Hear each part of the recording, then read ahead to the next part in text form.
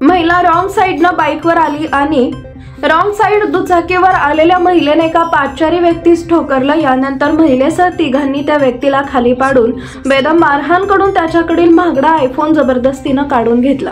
ही घटना 4 हुतात्मा चौकालगत वाचनालय गेट समोर शुक्रवारी सायंकाळी 6 वाजेच्या सुमारास घडली।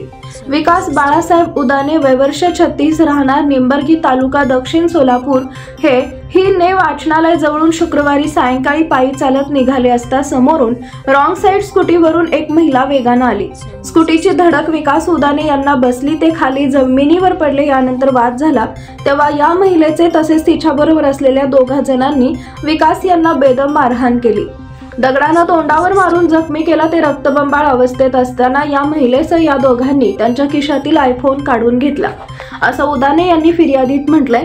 शिवाय या दोघांनी यांना सोडू नका, आपण कोण आहोत हे त्याला कळू द्या, असं म्हणत दमबाजी केल्याचंही म्हटलंय।